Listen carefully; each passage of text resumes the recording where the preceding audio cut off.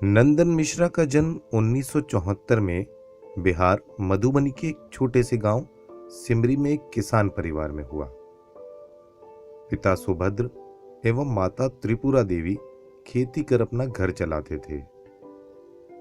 4 भाई बहनों में से नंदन दूसरे नंबर के पुत्र थे।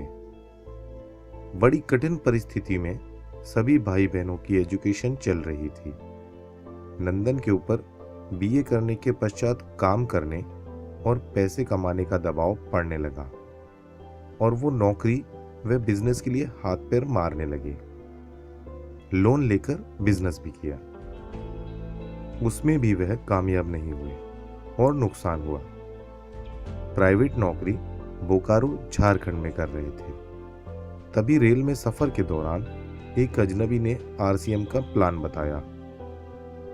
वो अजनबी आरसीएम के सफलतम लीडर आनंदत्यो मिश्रा थे। नंदन को समझ आ गया कि यह बिजनेस उनके लिए ही बना है, क्योंकि इस बिजनेस की शुरुआत करने के लिए पूंजी और दुकान की जरूरत नहीं थी। नंदन ने इस बिजनेस को करना शुरू किया और प्राइवेट नौकरी छोड़ दी। घर वाले इस फैसले से खुश नहीं थे। पत्नी कल्याणी और उन पर दबाव बढ़ने लगा। यह दबाव उनको और मेहनत करने के लिए प्रेरित करता था। 2005 में नंदन को आरसीएम से पहली इनकम मात्र 527 रुपए मिली।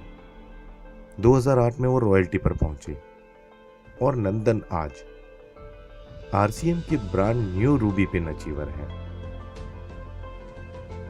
नंदन अपनी सफलता का पूरा श्रेय अपनी पत्नी कल्याणी को देते हैं। बच्चे भी पापा जैसा ही बनना चाहते हैं। फैमिली बैकग्राउंड हम लोगों का कहे तो एक बहुत ही पुअर फैमिली से थे हम लोग। अपनी पत्नी और एक छोटी सी बिटिया को लेकर के आए थे। एक दुकान चलाता था, मेरे दुकान के जस्ट बगल में इन्होंने एक मेडिकल शॉप किया था।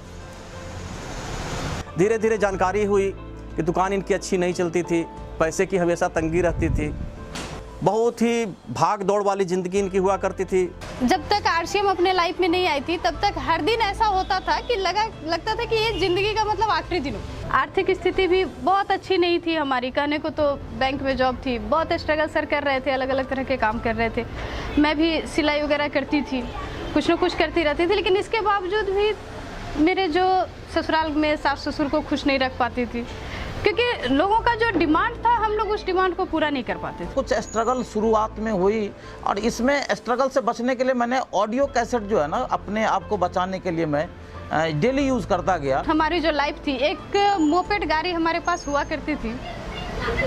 ऐसी गाड़ी थी कि कभी कभी हम लोग जब उसमें चलते थे तो आधे रास्ते में उतर करके पीछे से धक्का देना पड़ता था। लाइफ स्टाइल ऐसा क्या है कि अगर कहीं किसी पार्टी में जाना हो, कोई शादी वगैरह अटेंड करना हो, तो ये दिमाग लगाना पड़ता था कि किसी रिश्तेदार से सारी उधार ले लो 2 दिन के लिए।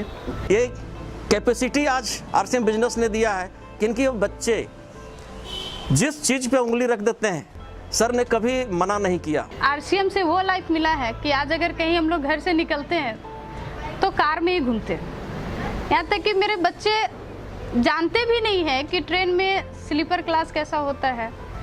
कभी वो लोग ऑटो में, टेकर में सफ़र ही नहीं करते, अभी कार में, हवाई जहाज से ही सफ़र करते हैं हम लोग। हमको कहीं भी जाके घूमना बहुत पसंद है और आजकल हम बहुत जगह घूमे हैं अपने फैमिली के साथ। अब मनचाहा अपना घर है, मनचाहा अपने पास गाड़ियां हैं, मनचाहा पैसा है, अब जो चीज़ चाहते हैं वो कर लेते हैं। मेरा सपना था बचपन का कि मैं विदेश यात्रा करूं, अभी स्विट्जरलैंड।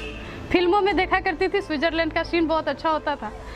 जब मैंने सर को बताया कि मुझे स्विट्जरलैंड जाना है तो सर बहुत हंसे और सर बोले कि हमारी जो स्थिति है उस स्थिति में मैं ज़्यादा से ज़्यादा विदेश तुम्हें नेपाल तक लेकर के जा सकता हूँ। लेकिन आज जब आरसीएम से पहली बार मौका मिली जाने का विदेश, तो स्विट्जरलैंड का टूर हम लोगों ने किया, काफ़ी एंजॉय किया। मुझे पापा जैसा बनना है और डायमंड भी बनना है। और मुझे बहुत गर्व होता है कि मुझे इनकी पत्नी के नाम से जानते हैं। से अब एक अच्छा लाइफस्टाइल जी रही हूँ और अभी मेरे स्टेट के सबसे अच्छे स्कूल में हूँ मैं। और मैं पापा के बारे में क्या बोलूँ, मेरे पापा is a very laborious person, बहुत मेहनती हैं, ऑनेस्ट हैं और शायद मेरे लिए मेरे पापा मेरे हीरो हैं। जो मेरी ज़िंदगी है, मैं तो आरसीएम के लिए और सर के लिए मेरे दिल से बस एक ही बात निकलती है कि कोरे कोरे सपने मेरे बरसों से थे कितने अधूरे।